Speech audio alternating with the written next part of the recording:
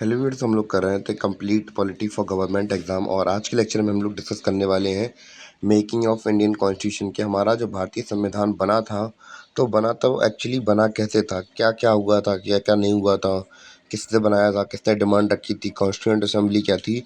हम लोग आज के लेक्चर में सब कुछ समझने की कोशिश करेंगे। तो स्टार्ट करते हैं अपना लेक्चर बिना किसी देरी के। तो अगर मैं एक समरी बता दूं कि हम लोग अपने इस चैप्टर को समझेंगे कैसे, तो ये 4 स्टेजेस में हम लोग अपने चैप्टर को समझेंगे। सबसे पहले इंट्रोडक्शन देखेंगे, कैसे कैसे डिमांड वगैरह उठ रही थी हमारे कॉन्स्टिट्यूशन के लिए, क्या क्या जिगरा चाहिए पड़ा हमारे कॉन्स्टिट्यूशन फ्रेमर्स को कैसे कैसे चीज़ें आगे बढ़ी वो सब देखेंगे। कैसे कैसे हम लोग आज़ाद हुए ये देखेंगे, कैसे कैसी जटिल प्रोसेस कॉम्प्लेक्स प्रोसेस थी तो हमने कैसे कैसे ये इसको सिंपलीफाई किया। और दूसरा ये था कि डिमांड कब कब कैसे कैसे की गई, कैसे कैसे नेशनल कांग्रेस ने डिमांड की, वो सब देखेंगे सेकंड वाले फेज़ में। थर्ड वाले में कंपोजिशन देखेंगे, यानी कि कौन कौन था हमारे कॉन्स्टिट्यूएंट असेंबली के अंदर, कहाँ कहाँ से आए थे, क्योंकि हमें पता था कि पहले पे इस समय पे हमारा जो देश था वो अलग अलग रियासतों में बटा हुआ था। तो कहाँ कहाँ से कितने लोग आए थे वो देखना था हमें। और लास्ट में देखेंगे फंक्शनिंग ऑफ कॉन्स्टिट्यूएंट असेंबली, यानी कि जो संविधान सभा थी उसकी कार्य प्रणाली देखनी थी, यानी कि उन्होंने काम कैसे कैसे किया, किसने कहाँ से क्या क्या किया, वो सब देखेंगे इस 4 वाले चैप्टर में। तो स्टार्ट करते हैं अपना लेक्चर बिना किसी देरी के।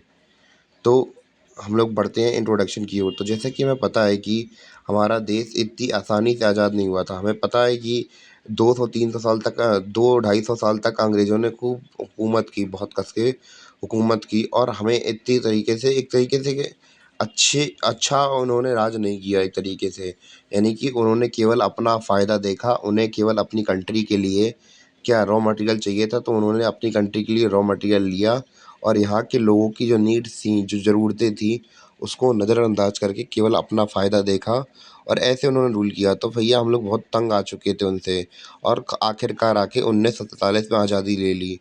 तो आज़ादी ले तो ली भैया, अब हमारा काम क्या था, हमारे कॉन्स्टिट्यूशन फ्रेमर्स के ऊपर एक बड़ी ज़िम्मेदारी थी कि भैया अब आधी ज़्यादा जनता तो उन समय पर अनपढ़ थी, यानी कि पढ़ी लिखी नहीं थी। तो अब कैसे कैसे उनके लिए ऐसी एक संविधान लाएँ या फिर ऐसा कानून लाएँ इसकी वजह से किसी को कोई दिक्कत ना हो, आराम से अपनी ज़िंदगी बसर कर सकें, और जितने हम लोग समय के हिसाब से पीछे गए थे, उस समय के गैप को कम कर सकें कि भैया एजुकेशन राइट भी चाहिए सबको, कि सब पढ़े लिखे भी हों, कि थोड़ी बहुत बुद्धि खोले, वरना आधे ज़्यादा लोग तो अंधविश्वास में ही डरे थे। तो भैया एक बहुत जटिल प्रक्रिया थी संविधान को बनाना, तो इसीलिए इसमें 2 साल 11 महीने और 18 दिन लग गए। तो कोई छोटी-मोटी चीज़ थी होती तो हम हल-कल बना देते, पर अब भैया इतना बड़ा देश है, इतनी डाइवर्स कंट्री थी, तो इसको बनाने में भी तो बहुत टाइम लगने वाला था।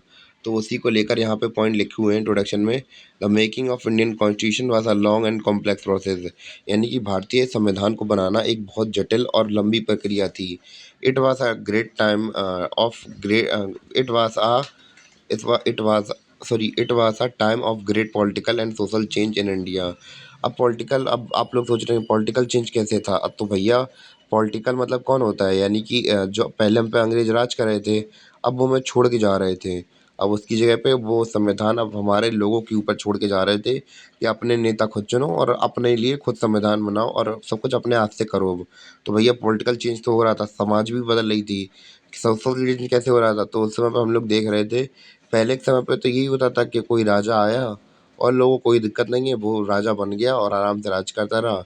दूसरा आया, दूसरा भी राज करके चला गया। तो अब हम लोग ये देख रहे थे कि जो लोग थे अब अपने लिए खुद के लिए खड़े हो रहे थे, आंदोलन कर रहे थे, गांधी जी के साथ मिल मिलकर या फिर दूसरे लीडर्स के साथ मिल मिलकर। तो अब जो समाज था वो भी बदल रहा था, पॉलिटिक्स के सिनेरियो थे वो भी चेंज हो रहे थे। तो ये सब हम लोग देखने को मिल रहा था। और the framers of the constitution had to be balance the completing demand of different group and interest. They had to taken into account the country's unique history and culture. तो भैया अब जो हमारे कॉन्स्टिट्यूशन फेमर्स थे, यानी कि संविधान लिखने वाले थे, अब भैया उनकी जिम्मेदारी भी तो थी कि भैया वो क्या करें, उनके हाथ में उन्हें भी ये भी देखना था भैया, हिस्ट्री भी देखनी है सबकी, कल्चर अलग अलग कल्चर भी हैं यहाँ पे, हिस्ट्री भी सबकी अलग अलग है थोड़ी थोड़ी। तो भैया अब हमें इन सब की डिमांड भी पूरी रखनी है, सबके अलग अलग इंटरेस्ट हैं, सबकी अपने अलग अलग उद्देश्य हैं। तो भैया सबको हिसाब से एक ऐसा कानून बनाना तो बहुत बहुत ज़्यादा कॉम्प्लेक्स प्रोसेस होने वाली ही थी। तो परिणाम स्वरूप हमें एक ऐसा संविधान मिला जिससे दुनिया के सबसे प्रगतिशील और लोकतांत्रिक संविधानों में से एक माना जाता है। तो भैया हमें एक ऐसा संविधान मिला, एक तो बहुत लेंदी कॉन्स्टिट्यूशन है हमारा। एक तो लेंदी कॉन्स्टिट्यूशन क्यों है हमारा, क्योंकि भैया हर चीज़ को डिटेल में लिखा गया, ऐसा नहीं किया गया कि भैया एक मोटे तौर पर लिख दिया गया, वरना कि ये होता कि इंटरप्रिटेशन में प्रॉब्लम होती, तो भैया लोगों को कोई दिक्कत ना हो, इंटरप्रिटेशन में भी प्रॉब्लम ना हो, इसलिए हमारे संविधान को इतना लंबा चौड़ा बनाया गया।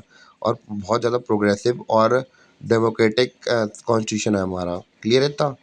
इंट्रोडक्शन समझ में आ गया होगा, उम्मीद है कि आपको। अब तो अब इसके बाद हम लोग बात करेंगे अपने अगले टॉपिक के बारे में, जिसका नाम है डिमांड ऑफ कॉन्स्टिट्यूएंट असेंबली। यानी कि अब डिमांड उठाई गई किसके लिए? कॉन्स्टिट्यूएंट असेंबली के लिए। तो भैया जो हमारे मोतीलाल नेहरू रिपोर्ट, मोतीलाल जी थे कौन? हमारे जवाहरलाल नेहरू के पापा मोतीलाल नेहरू। तो भैया इन्होंने क्या करवाया था पहले, इन्होंने नेहरू रिपोर्ट पास करवाई थी। क्या करवाई थी? नेहरू रिपोर्ट पास करवाई थी। तो भैया नेहरू रिपोर्ट में पहली बार डिमांड की गई थी भैया भारत का एक कॉन्स्टिट्यूशन, वो क्या होना चाहिए? कॉन्स्टिट्यूशन होना चाहिए। तो कब इन्होंने डिमांड रखी थी? 1928 में इन्होंने डिमांड रखी थी। तो आप लोगों ने नेहरू रिपोर्ट के बारे में सुना होगा, अगर जिससे मेरे मॉडर्न हिस्ट्री के लेक्चर देखे हैं तो भैया उसमें मैंने बताया हुआ भी है कि भैया जो जवाहरलाल नेहरू थे, इसके बाद बहुत गुस्सा हो गए थे और फिर उन्होंने जाके शपथ ली थी कि हम लोग क्या मनाएंगे, 26 जनवरी के दिन आज़ादी का दिन मनाएंगे।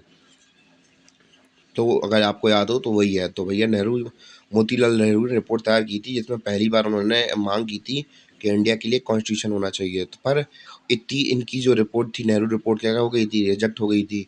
इस वजह से इनकी रिपोर्ट को ऊपर ज़्यादा ध्यान नहीं दिया गया। फिर क्या हुआ कि 1934 में जो विधानसभा का विचार था, एम एन रॉय ने सामने किया, यानी कि पेश किया गया। पर इनकी बात थोड़ी तवज्जो दी गई, इनकी बात को, यानी कि इनकी बात को थोड़ा वेटेज मिला। और जो आईएनसी थी, वैसे तो अंग्रेज इनकी बात सुनने वाले नहीं थे, एक आदमी की तो बात सुनने वाले थे नहीं। तो भैया जो इंडियन नेशनल कांग्रेस उस समय की सबसे बड़ी पार्टी थी, कौन सी सबसे बड़ी पार्टी थी?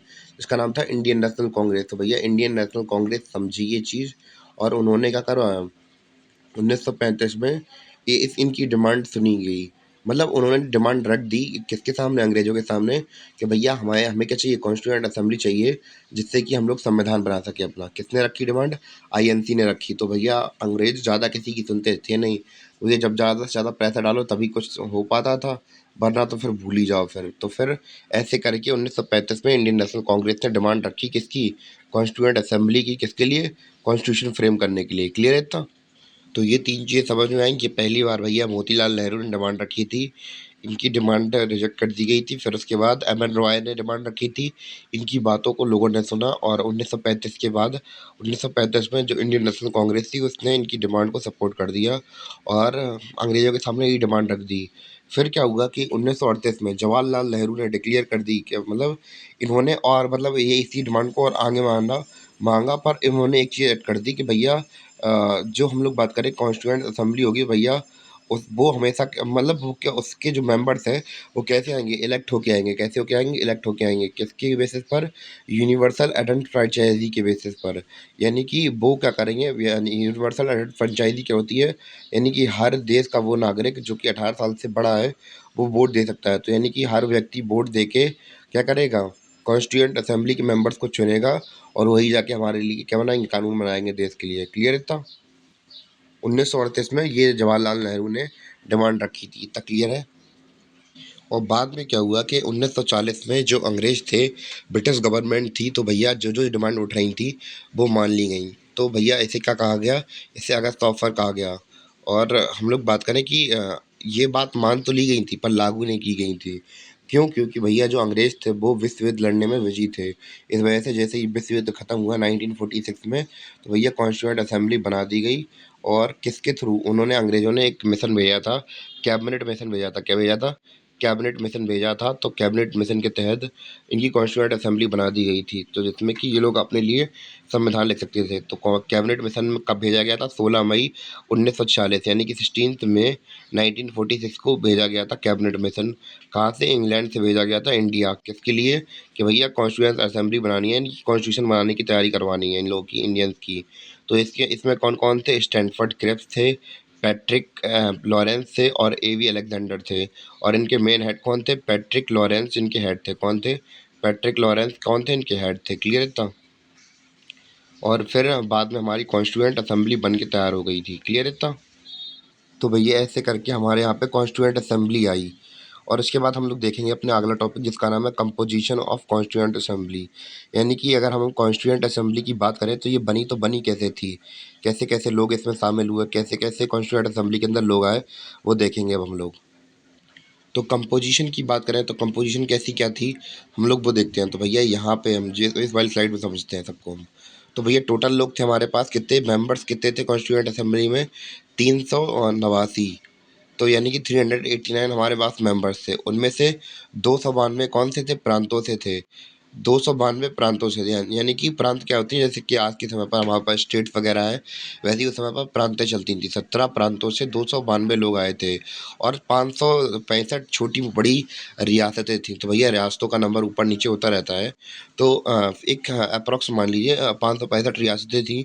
उनमें से 93 नॉमिनल प्रिंसली स्टेट से मेंबर्स आए थे। प्रिंसली स्टेट से यानी कि राजा महाराजाओं से। अब यहाँ पे तो चुन के आएंगे, यहाँ पे हम लोग बात करें राजा महाराजा कहाँ से नॉमिनल हेड आएंगे, कितने? 93। और बाकी के जो चीफ कमिश्नर रीजन से, उधर से ये 4 अंग्रेज आएंगे। यानी कि ये और ये कौन थे? ये और ये तो इंडियन थे, पर ये 4 जो थे वो कौन से थे? अंग्रेज आए थे। ये कौन कौन से रीजन से आए थे, ये हम लोग ये देखते हैं। कौन कौन से चीफ कमिश्नर रीजन थे? तो दिल्ली, अजमेर, मेवाड़ हुआ, कुर्ग हुआ, और ब्रिटिश बलूचिस्तान हुआ। तो भैया यहाँ से आए थे 4 अंग्रेज आए थे ये। ठीक, क्लियर है इतना? कोई दिक्कत तो नहीं है आपको? ये कौन कौन 389 मेंबर्स में से कहाँ कहाँ से कैसे कैसे लोग आए थे, ये तो उम्मीद है कि आप समझ में आ गया होगा। क्लियर है इतना? तो भैया अब हम लोग ये समझते हैं कि ये 292 लोग गए थे ये, तो ये गए तो गए कहाँ से थे? तो अगर हम लोग बात करें कि हमारे पास जैसे कि आज के समय पर, जैसे कि यहाँ पे प्रांतों के बारे में बात चली थी, और हमने ये समझा प्रांत और स्टेट एक ही होते हैं। जैसे कि आज के समय पर स्टेट चलते हैं, तो जैसे कि हमें पता है कि अभी हमारे यहाँ पे स्टेट्स में लेजिस्लेटिव असेंबली होती है, ठीक है? तो वहाँ से एमएलए वगैरह चुने जाते हैं, एमएलए वगैरह बैठते हैं वहाँ पे। तो उनको चुनता कौन है? जनता चुनती है। तो वैसे ही उस समय पर प्रांतों में भी तो भैया 17 प्रोविडेंस थी, वहाँ पे भी तो एमएलए बैठते होंगे, और बहुत सारे एमएलए बैठते होंगे। तो भैया जो 17 प्रांतों के जो एमएलए थे, इन्होंने 292 मेंबर्स को चुना और इस कमेटी की कॉन्स्टिट्यूएंट असेंबली के पास भेज दिया। यानी कि ओवरऑल हमने देखा कि एमएलए को किसने चुना? एमएलए को चुना जनता ने चुना। जनता को किसने चुना? जनता ने एमएलएस को चुना। और जब इतने सारे एमएलएस हो गए थे, तो भैया उन्होंने आपस में वोटिंग करके, हम लोग बात करें चुन के 292 लोगों को चुना और किसके पास भेज दिया? कॉन्स्टिट्यूएंट असेंबली के पास भेज दिया। तो ऐसी प्रोसीजर मतलब ऐसी प्रोसीजर रही थी। ऐसे करके 292 लोग वहाँ पे गए थे, कहाँ पे? कॉन्स्टिट्यूएंट असेंबली में पहुंचे थे इलेक्ट होकर। क्लियर है इतना? अब हम लोग ये देखेंगे कि ये लोग डायरेक्टली गए थे या इनडायरेक्टली गए थे 292 लोग। तो ये लोग पहले जनता के द्वारा डायरेक्टली चुन के गए थे या इनडायरेक्टली चुन के गए थे? तो भैया प्रांतों की जनता ने एमएलएस को चुना था, और एमएलएस ने इन लोगों को चुना था। तो इनडायरेक्टली ये लोग पहुंचे थे। कैसे पहुंचे थे? इनडायरेक्टली जनता ने चुन के भेजा था इन्हें। तो भैया बात करें कि अभी तक तो हमने यहाँ पे देखा कि एमएलए ने चुनाव चुन के 292 लोगों को भेज दिया। अब हम लोग बात करें, अब हमारे पास 565 रियासतें भी तो हैं, इनका क्या करना है? तो भैया इनके रियासतों में इन लोगों ने म्यूचुअल कॉन्सेंट के थ्रू, यानी कि आपस में बातचीत कर ली, और उन्होंने कहा कि भैया जो जो इम्पोर्टेंट बड़ी बड़ी रियासतें हैं, भैया उनसे प्रतिनिधि करके भेज दो। और ये इन लोगों को चुना नहीं गया था, इन लोगों को चुना नहीं गया था। ये लोग नॉमिनल हेड थे, यानी कि नाम मात्र के राजा थे।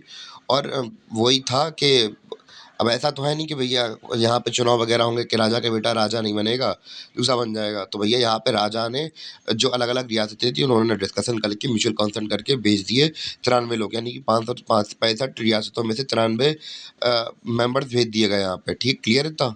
तो यहाँ पे हमने देखा इलेक्शन हुए थे, यहाँ पे इलेक्शन नहीं हुए थे। प्रिंसली स्टेट में इलेक्शन नहीं हुए थे, और प्रोविडेंस में स्टेट्स वाइज अगर कहा जाए तो यहाँ पे इलेक्शन होके गए थे यहाँ से, पर इनडायरेक्टली इलेक्शन हुए थे यहाँ पे। और इसी प्रकार चीफ कमिश्नर रीजन्स में से भी हम लोगों ने कोई इलेक्शन वगैरह नहीं करवाया, बस नॉमिनेटेड नाम मात्र के थे। नॉमिनेटेड मेंबर्स ही आए थे यहाँ पे। क्लियर हो गया इतना? उम्मीद है कि आपको इतना समझ में आ गया होगा। अब हम लोग बात करेंगे कि भैया ऐसा ही क्यों था कि भैया 389 ही लोग ही चाहिए थे। तो ऐसा क्यों था? तो भैया ऐसा इसलिए था क्योंकि भैया यहाँ पे रखी गई थी क्या, एक कंडीशन रखी गई थी क्या, कि 1 मिलियन पीपल यानी कि 10 लाख जनसंख्या में से केवल एक सीट निकलेगी। कितनी? 10 लाख जनसंख्या में से एक सीट निकलेगी, यानी कि 10 लाख लोगों में से केवल एक ही व्यक्ति चुना जाएगा। ठीक है, क्लियर हो गया इतना? और भैया बात की जाए तो अगर कहीं पे एरिया है वहाँ पे 2.6 मतलब 26 लाख जनसंख्या है, तो 2.6 सीट हो गई। तो भैया 5 से ज़्यादा है तो राउंड अप करके 3 कर दी गई थी। अगर 2.4 होती तो अप्रोक्स वहाँ पे 2 सीट्स कर दी जाती। तो ये वाला सिनेरियो लेके चला गया था कि 1 मिलियन पीपल पर एक सीट होगी, यानी कि 10 लाख लोगों पर एक सीट होगी। और इसी के साथ हमारा ये चैप्टर होता है वो कंप्लीट हो जाता है। उम्मीद है कि आपको चैप्टर समझ में आया हो। अगर कहीं डाउट लगा हो तो भैया कमेंट करके बता दीजिए, हाँ सर यहाँ पे डाउट आया तो मैं वहाँ पे बता दूंगा आपको। उम्मीद है कि आपको चैप्टर समझ में आया हो, और मिलते हैं अपने अगली वीडियो में। तब तक के लिए धन्यवाद, बाय, सी यू। और हाँ, यहाँ पे जो मैंने अभी आपको बताया तो वहाँ पे ये सारी चीज़ें लिखी हुई हैं। यहाँ पे वही जो मैंने आपको बताया वही सारी चीज़ें लिखी हुई हैं कि संविधान सभा की सीट कुल संख्या 389 थी, 292 ब्रिटिश प्रांतों से आई थी, 93 सीटें रियासतों से आई थी और 4 सीटें मुख्य वो आयुक्त क्षेत्र से आई थी। वही सारा चीज़ें लिखी हुई हैं कि भैया एक सीट पर लगभग 10 लाख मतलब 10 लाख लोगों पर एक सीट बैठती थी। सब कुछ यही लिखा है, वही जो मैंने अभी आपको पीछे बताया था। और इसी के साथ हमारा लेक्चर होता है ख़त्म। मिलते हैं अपने अगली वीडियो में, तब तक के लिए बाय।